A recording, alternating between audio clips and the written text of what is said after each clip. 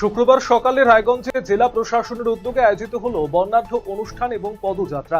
জাতীয় পতাকা হাতে শহরের রাস্তায় পা মেলালেন বিভিন্ন স্কুলের ছাত্রছাত্রীরা। দেশাত্মবোধের আবেগে মুখরিত হয়ে উঠল গোটা এলাকা। অনুষ্ঠানের শুরুতেই পরিবেশন করা হলো দেশাত্মবোধক বন্দে মাতরম সঙ্গীত। হাতে জাতীয় পতাকা নিয়ে অনুষ্ঠানে উপস্থিত সকলেই সমস্বরে গান গেয়ে দেশমাতৃকার প্রতি শ্রদ্ধা নিবেদন করেন। এরপর রায়গঞ্জের বিদ্যাচক্র স্কুল ময়দান থেকে শুরু হয় বর্ণাঢ্য পদযাত্রা। স্বাধীনতা দিবসের আগে সেজে উঠেছে কালিয়াগঞ্জ।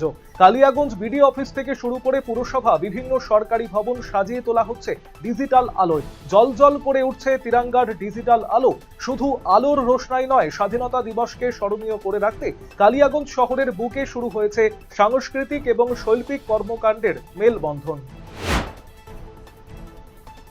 দেশের ৮০তম স্বাধীনতা দিবস উদযাপন উপলক্ষে জোরদার প্রস্তুতি নেওয়া হচ্ছে গাজল ব্লকে।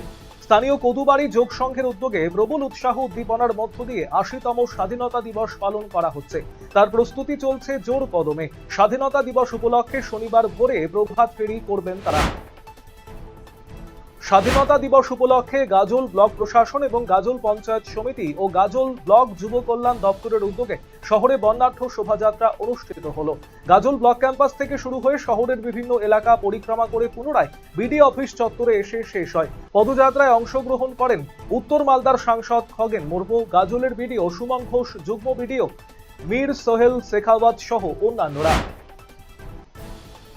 স্বাধীনতা দিবসের প্রাক্কালে রাজ্য সরকারের হর ঘর তিরঙ্গা কর্মসূচির অঙ্গ হিসাবে ডালখোলা পৌরসভার উদ্যোগে অনুষ্ঠিত হলো বর্ণাঢ্য শোভাযাত্রা। শুক্রবার ডালখোলার মিঠাপুর এলাকা থেকে ডালখোলা পুরনো বাসস্ট্যান্ড পর্যন্ত এই শোভাযাত্রা এলাকার বিভিন্ন স্কুল কলেজের পড়ুয়া সহ একাধিক অরাজনৈতিক সংগঠনের প্রতিনিধিরা অংশ নেন।